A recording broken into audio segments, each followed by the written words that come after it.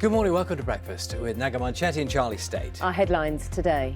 The United States and Australia join the list of countries banning flights from southern Africa after confirmation of a worrying new variant of coronavirus.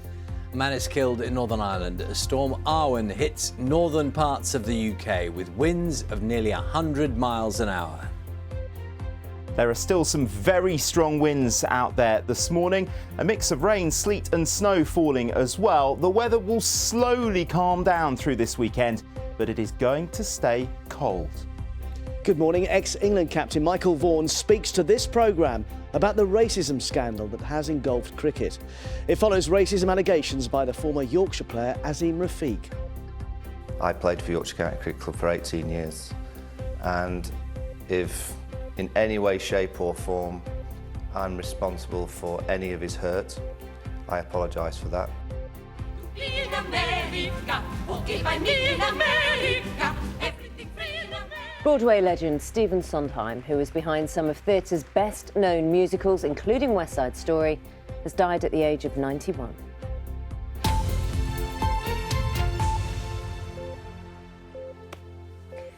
Good morning. It's Saturday, the 27th of November. The United States and Australia have become the latest in a growing list of countries to impose travel restrictions on people arriving from southern Africa. It comes amid mounting concern about a new variant of coronavirus, which has been named Omicron by the World Health Organization. Scientists fear could pose an increased risk of reinfection and current vaccines may be less effective. Our health correspondent Dominic Hughes has this report. COVID variant B11529 now has a name, Omicron, according to the World Health Organization, which met in Geneva last night to discuss the threat posed by this mutation of the coronavirus. The WHO had advised against travel bans, stressing instead that the measures we're all so familiar with, hand hygiene, masks and social distancing, are more important than ever. What's really important as an individual is to lower your exposure. The measures, these proven public health measures, have never been more important. Distancing, wearing of a mask, making sure that it's over your nose and mouth with clean hands, making sure you avoid crowded spaces, be in rooms where there's good ventilation, and when it's your turn, get vaccinated. But governments around the world have taken a different view. The UK is just one of a number of countries to impose travel bans on southern African nations where cases have been identified. The United States, the EU, Singapore, Israel, Japan and Kenya are among those who've either imposed bans and restrictions on travellers or are considering them. I decided that we're going to be cautious, make sure there's no travel to and from South Africa and 6 other countries in that region, and except for American citizens who are able to come back. The WHO has described Omicron as a variant of concern. It's the most mutated version of the virus yet, scientists identifying 50 mutations overall. More than 30 are on the spike protein, the target of most vaccines. And on the part of the virus that makes first contact with our body's cells, there are 10 mutations compared to just 2 for the Delta variant. We do not know whether prior infection and prior vaccination will protect from severe disease such as hospitalisation.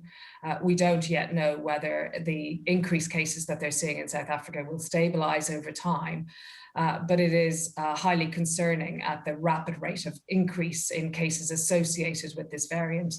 All this comes as Europe is facing a fresh wave of COVID infections still linked to the Delta variant. In the Netherlands, fresh restrictions will come into force tomorrow. Venues such as bars, cafes, museums and cinemas will have to close from 5 p.m. But as so often through the course of this pandemic, decisions are clouded by uncertainty. Exactly how transmissible this new variant is, whether it will make people sicker, the impact on existing treatments, and how effective vaccines will be against it are all unknowns. It's likely to be some weeks before the answers to those questions become clear. Dominic Hughes, BBC News. The former England cricket captain Michael Vaughan has spoken publicly for the first time since being accused of racism by his Yorkshire teammate Azeem Rafiq. Speaking to this programme before the England and Wales Cricket Board released a new action plan to tackle racism and discrimination, he apologised for any hurt he may have caused. Michael Vaughan, leading England to the Ashes in 2005. Now he's fighting for his reputation after being accused by 3 Asian players of making a racist comment ahead of a game for Yorkshire. Too many of you lot, we need to do something about it. Do you in any way remember or recognise those words? I don't. My recollection from that day, as I've said, I was a Yorkshire player for 18 years. I was the first player to sign for that club that was not born in the county. So for 18 years, we've gone from me being the first to sign for the club, for Sachin Tendulkar to be the first overseas, to players being able to sign from other clubs. And it was my last few games, and I just remember it clearly that I was proud as punch that we had 4 Asian players representing Yorkshire County Cricket Club. It was Azim Rafiq, the Yorkshire whistleblower, who made the initial allegation. He has said that Michael Vaughan might not remember the alleged remarks because they didn't mean anything to him. Now that hurts. That hurts because I've always felt that every single team that I've been involved in, the biggest praise I ever got as the England captain for 6 years was that I was the kind of person that really galvanised the group, got the team working together as one. I always felt that I was the person in the dressing room that really wanted everyone to feel included. Michael, you said you wanted to sit down with Azim and hear his story. The chances are he could be watching you this morning, he could be watching this now. What would be your message to him? I'm sorry for the hurt that he's gone through. Yorkshire County Cricket Club, I believe, is me. You know, that's been my life. Whether I'm a player or not, I'm a senior ex-player and ex-England captain. And I believe that once you've played for Yorkshire, you're always a Yorkshire player. And I'm sorry for all the hurt that he's gone through.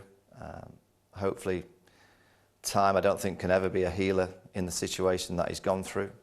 But hopefully time can be a way of us making sure that Yorkshire County Cricket Club never goes through this situation again and never puts themselves in a position of denial that they treated a player so badly.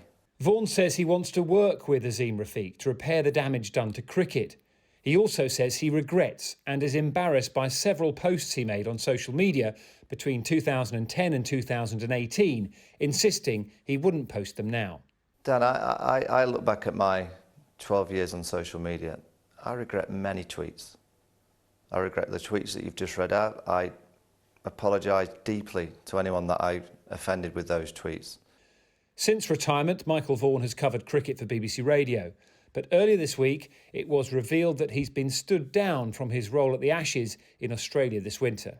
Yeah, I won't be doing the Ashes, which, you know, I understand. You know, editorial at the minute, the story is all about Azim Rafiq and racism in the game of cricket. I get that.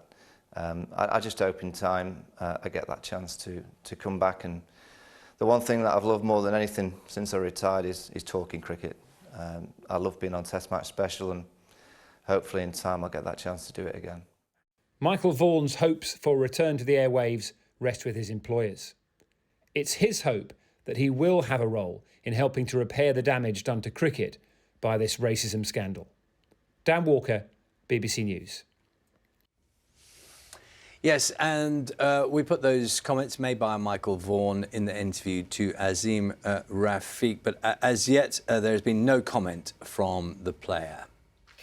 It's coming up to 6:09 now. The east coast of the UK has been hit by winds of almost 100 miles an hour overnight, all caused by Storm Arwen. Amber and yellow weather warnings remain in place with more strong winds and further travel disruption expected. Tens of thousands of people are waking up this morning without power. Louisa Pilbeam has this report.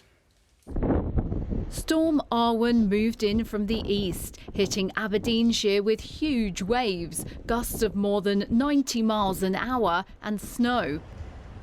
In County Antrim in Northern Ireland, a man was killed when a tree struck his car. Red warnings signalling danger to life are rare. This, the first in almost 2 years. So treacherous were the conditions on the roads that Police Scotland told people in red warning areas not to drive. You can barely stand up. Storm chaser Sean filmed this for his social media channels. Pushing through. I don't want to be hit by any falling debris. That is brutal. This is Portobello Beach in Edinburgh. I have never in all my life seen a storm like this. Train services suffered major disruption. LNER, which runs routes from London's King's Cross to Aberdeen and Inverness, said on Friday evening its trains would not be going beyond Newcastle. And they advised customers not to travel until Monday, with weekend tickets valid until Wednesday. So my friends and I got on this train at Elgin at about 3:30 yesterday afternoon on Friday. We've been parked at Huntley Station since about 4:30, and it's now 5 a.m. So we've been on the train about 14 hours, and neither us nor the train crew have got any idea when we're likely to get off it. Overnight on the M62, junctions 21 and 22 were closed after more than 120 HGVs got stuck in the snow. In northeast Scotland, an amber warning remains in place, and in southwest England and Wales. I want to get home and wrap up and not come out. It's going to get worse. The electrics are going to go, I know that.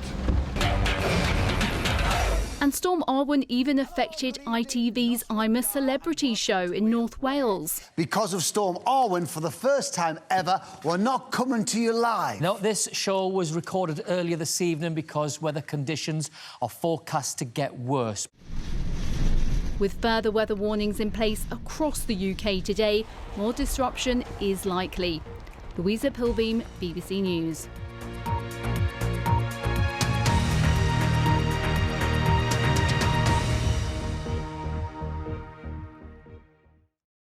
See the headlines as they happen and watch BBC News live in the app and get the full story with bbc.co.uk/news.